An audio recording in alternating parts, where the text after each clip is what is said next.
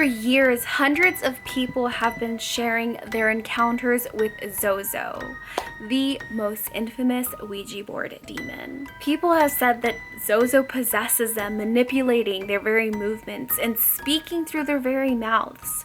But what or who is Zozo? A restless spirit from the netherworld? A demonic force lurking in the darkest corners of reality?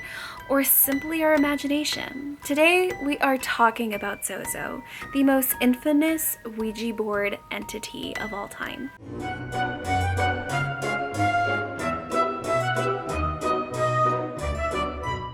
Let's go ahead and get started about who or what Zozo is, the origins, if you will.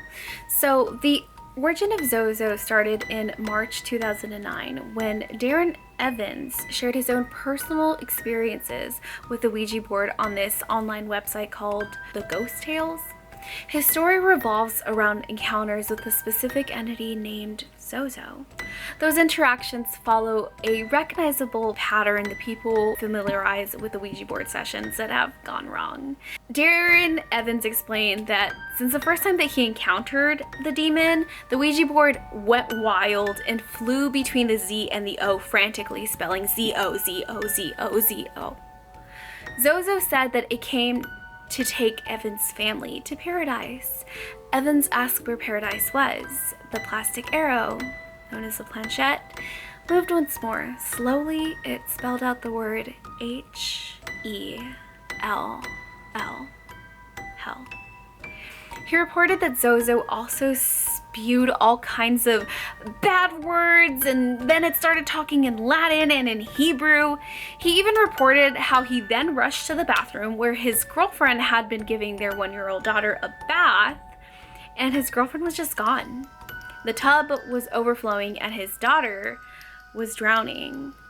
Though he managed to rescue her, that time, Evans claimed that the demon was responsible for sending his daughter to the hospital later with an unexplainable infection. While these incidents can easily be explained as coincidence, Evans believes that he and his family were under attack by this demon. So, what do you guys think? Do you guys think that this is a demonic entity? Do you guys think that Evans made this whole story as a hoax? Well, let's get into some more little theories and even some more origins about Zozo, because apparently this story that happened and came out in 2009 isn't the only story about Zozo. No, Zozo actually traces back to an ancient demonic force that's over 200 years old. So the oldest Zozo story comes from a book in the 1816, and the book was called Dictionary Infernal by an author called Colin de Placey. So this is the story of a young girl who claimed to be possessed by 3 different demons. The demons' names were Mimi, Capulet, and, well, Zozo. He quotes, "This little girl was down the streets on all 4s, sometimes moving forward, sometimes moving backwards. Sometimes she walked on her hands and feet in the air." Talk about terrifying. Her strange movements, the girl had told people, were commanded by demons. Demons who possessed her. This created enough of a commotion that the local priest came and did a whole exorcism on her. When the Zozo demon left her, it was said that all the windows in the room had shattered. Colin de Placey, though, the author of this book, was honestly a true skeptic.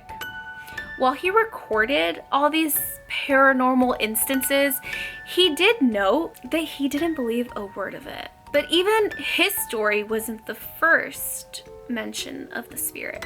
No, it actually wasn't. Some actually speculate that Zozo is actually derived from the Mesopotamian god Pazuzu, who is basically known to be the ruler of the demons. Now let's talk about some warning signs. So if you do for some reason play the Ouija board and you do manage to get in contact with this very infamous demon, here are some warning signs that show you that yes, you are probably talking to Zozo, and yes, you have a risk of something dangerous happening to you. Let's take a look at those warning signs.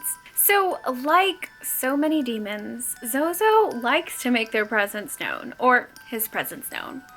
Warning signs that could indicate that you are talking to Zozo includes things like rapid movements. If you're using the Ouija board and you see it moving back to Z and O very rapidly, or just moving in general rapidly, chances are that you are probably talking to none other than Zozo. So yes, Zozo might announce itself by spelling out its name. Another thing that could accompany it is feelings of unease. You might feel a sudden weight, or you might feel dread, or this darkness that's just sort of upon you. You might see shadows from the corner of your eye.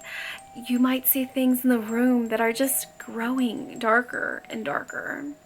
You might feel that Zozo is actually with you. What you have to do is put an end to the connection and prevent any bodily, emotion, mental, physical, spiritual harm, okay? So if Zozo does happen to contact you, make sure that you follow these steps to protect yourself. Number 1 is to remain calm. Remember that demonic entities or negative entities feed off of vibration. So if you're giving off a low vibration, yeah, it's easier to attack you. So make sure that you're taking deep, calming breaths, and make sure, of course, that you close the session. If you're playing the Ouija board, move the planchette over to goodbye and formally close the game. If you're using another sort of contact method, close it immediately. Don't speak his name. Using his name gives him power, and I've said his name so many times today. Hello. Avoid speaking about him or to him. Next is to seek help. If you feel like Zozo's still nearby even after you end the game, you might want to speak to a paranormal professional, or a religious leader like a priest, a rabbi, your local spiritual guru. Sorry, my camera decided to die. So anyways, like I was saying, don't contact Zozo. Zozo is a dangerous demon and you don't want to contact them. Don't do it on purpose. So there is a scientific theory that can explain the whole Zozo thing. Basically, in 1972, all these psychologists tested whether people could communicate with the paranormal through only persuasion, and it's also known as the Philip experiment. So basically, a study made up a whole fictional person named Philip. They got a group of people and instructed them to run a whole seance in order to communicate with this ghost.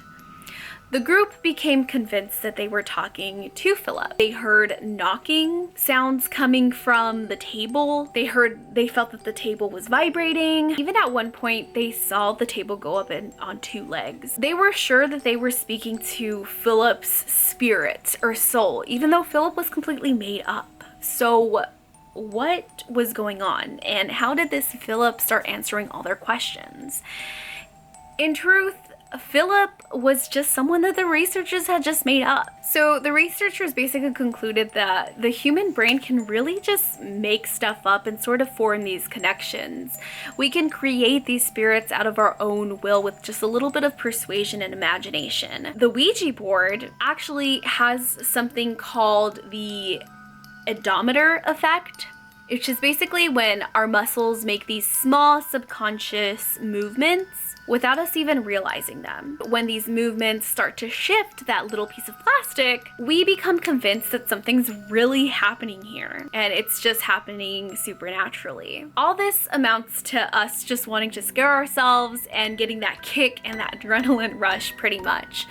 But researchers feel like it's not something paranormal. At least that's how the skeptics explained Zozo's paranormal activity. But honestly, the terrifying reality is that we just simply don't know. So what are your thoughts on Zozo? Is it a demon? Is it our imagination? Are we just moving the planchette with our little ticks? Or are we really communicating with something much darker? Till next time, you guys, I will see you on the next video. And if you haven't yet, please hit that subscribe button and turn on that notification bell to be notified. Bye!